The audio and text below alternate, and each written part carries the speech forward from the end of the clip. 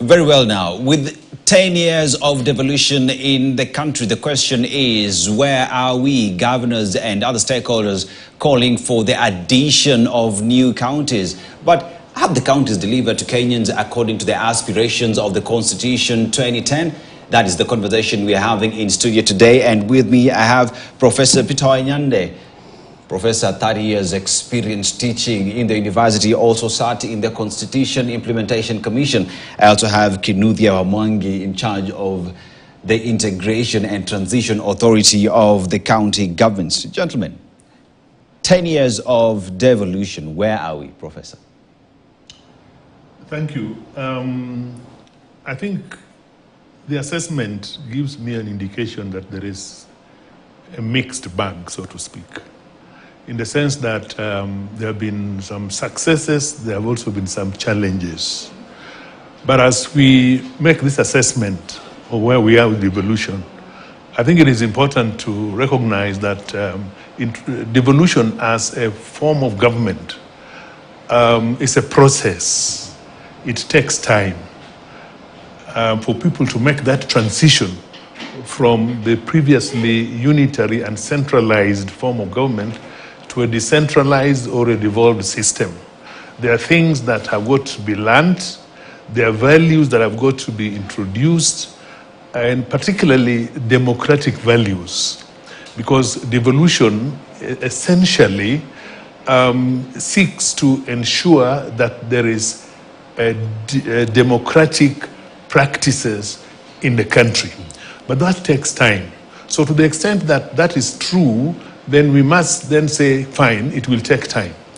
But there are certain successes that have been established. One is there are institutions that have been established that are now able to, as it were, facilitate the operations of the devolved system of government.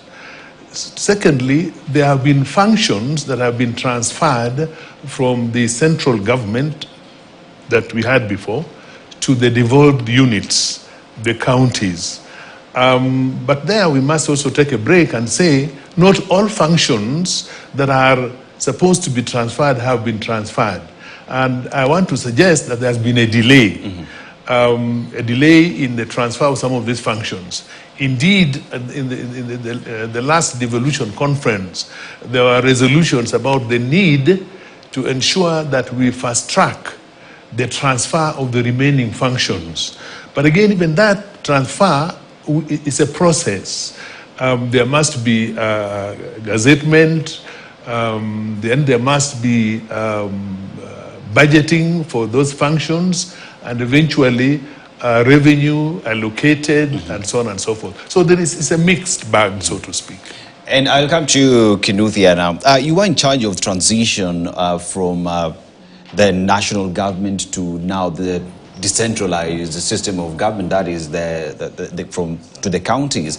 And that process also took quite some time. As we talk today, 10 years later, have we first of all seen the total transfer of functions to the counties? Because even the president just the other day ordered for the total transfer of the same. And if that has not happened, where's the bottleneck? Where is the problem?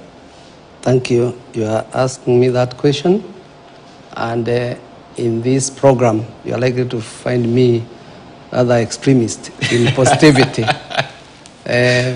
Because I think notwithstanding everything, we are very advanced in the achievement of a devolved system of government. Very, very advanced. And I can justify that. That's number one. Number two, I want to confirm here on authority that by the time the transition authority left government and it was dissolved together with the act, we had already unbundled all the functions. And unbundling and transferring is one thing. You can unbundle and then transfer, but the actual devolvement of those functions is a process, as he says, because you have to allocate funds to the identified functions. So even myself, I could not understand what was wrong, but I have taken a lot of trouble to find out what was wrong.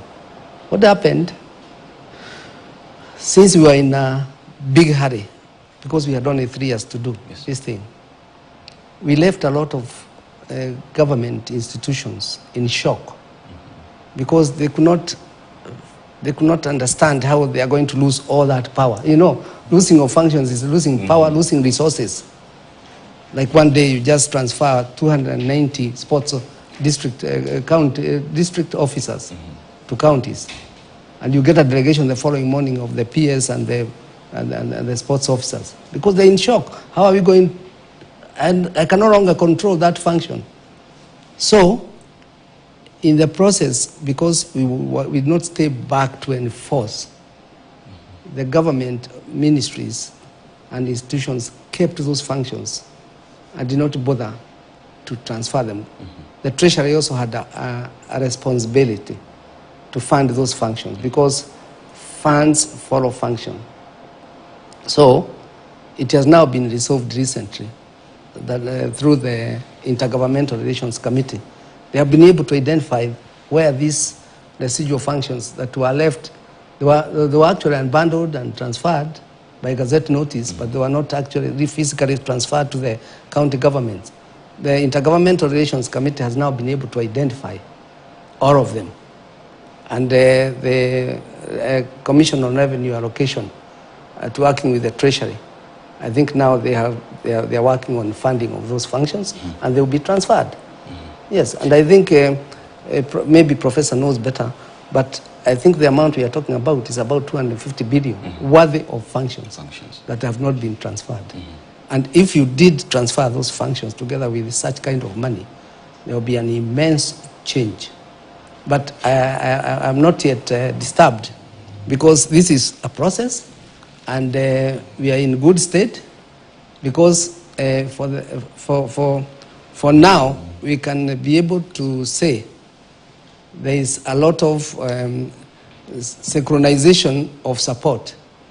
We have the Council of Governors that is now more understanding, and they understand what are their functions and they know probably where they are.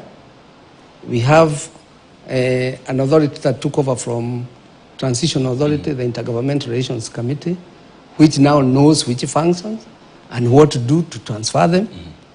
And above all, we have a president who seems himself to be so committed to having these functions transferred.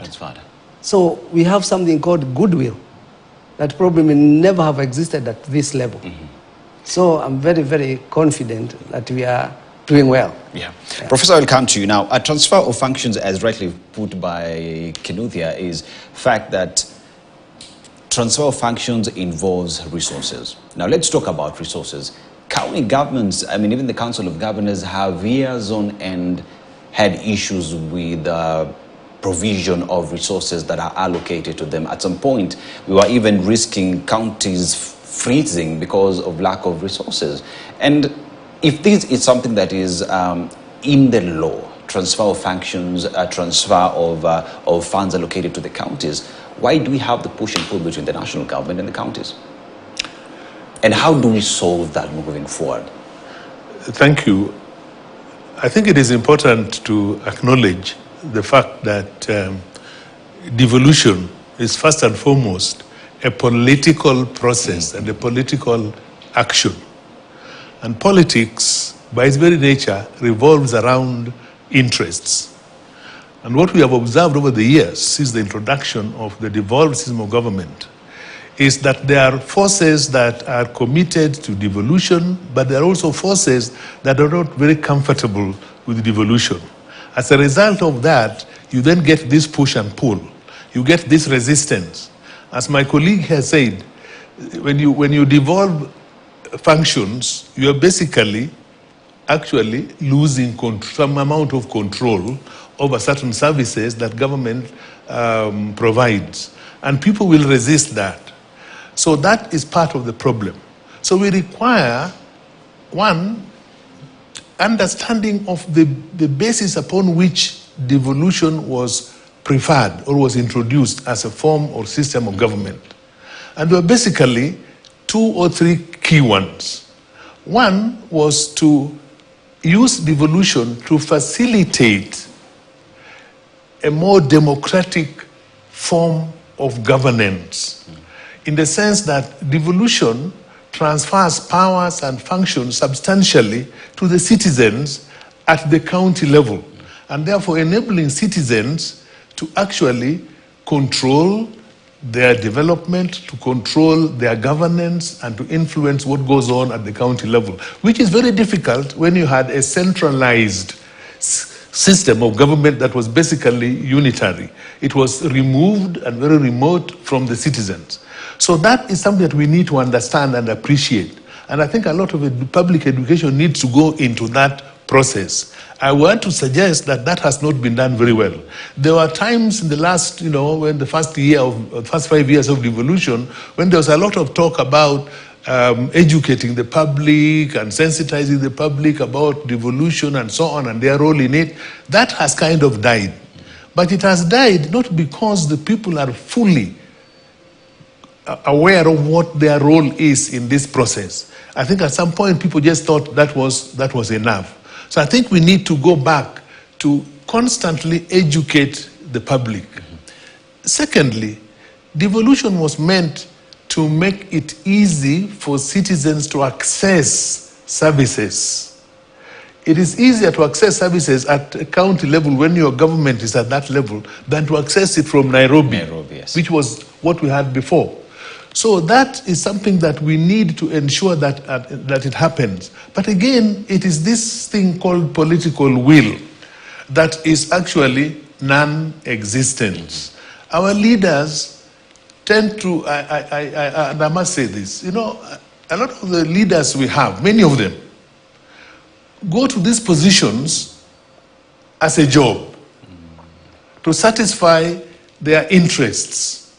They don't go there to provide a service to citizens. And it's the responsibility of citizens to put pressure on these leaders to recognize and appreciate the fact that it is their role to provide service to the people. Because after all, they are there by virtue of the fact that they have been sent there by the people who elected them.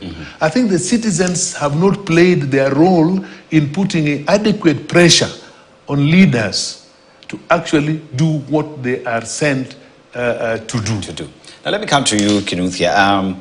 You say there is a political goodwill from the president in making sure that devolution does work. Yes. Now the professor says there is also an aspect of this a political office, there is contestation, and you equally say that there is the issue of control of funds and resources in this conversation. Also, it brings up something very important, that the civil education that ought to continue has not been there. As you add on that, moving forward, how do we make sure that as citizens, first of all, at the counties, we understand our roles in putting those in charge under pressure to make sure that they deliver the services, and also while at the same time, we make sure that both levels of government marry together for the sole purpose of delivering to the Mwananchi? First, at Transition Authority, we had advised that there must be a program of civic education running continuously and systemically for 15 years, so that it would go, what we call in Kiswahili, msimu tatu, 3 cycles of parliament. For 15 good years. We even wrote the curriculum and the civic education book and whatever, and how it is there. And we gave it to the Ministry of Devolution. Which no longer exists. It exists in a state form. In a state form. In fact, it may be stronger now, and he may challenge. I don't know, he's my brother. It may be stronger now, because where else I've worked outside this country, when decentralization, because there we talk about decentralization, is challenged and people are resistant, it is usually taken either to the office of the president or to the office of the deputy president. And I see this as a strategy of the president to ring fence devolution and make it stronger. because it's very difficult for anybody to challenge the office of the Deputy President. So I'm still observing, but that's the tactic that has been used elsewhere. So the first thing I've said, there ought to be a 15-year program of pure civic education. Now, the people have been left to their own device to demand for their rights, as the professor has said, but in a violent way. Every time we are seeing they are planting bananas on the road, on tarmac. They are planting, they are bringing rocks to block roads. That ought not to be, because there has to be a structured way of requesting or demanding for their rights. And that should be. And I think right now, as I'm talking, if there is anybody listening to me in government, this issue of a programmed civic education should exist. Number two, I like what he has said, that leaders come into leadership with their own interest in mind, not with the interest of the citizens. But you see, devolution has its own objectives. He has talked on some of them. One, democratic, a democratic way of leadership. We can also talk of addressing marginalization. We can talk of participation, like he has said, democratic participation in the way you are governed. But also we must also talk about something else. That is the management of the resources. Before you even demand for more resources, how have you used the resources that have already been allocated to you? I'm not yet satisfied that the county governments are properly using the resources that are allocated to them in an appropriate manner. And that's not a generalized rule. It applies according to each county.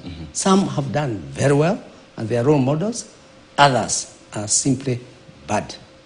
And therefore, we must look for a kind of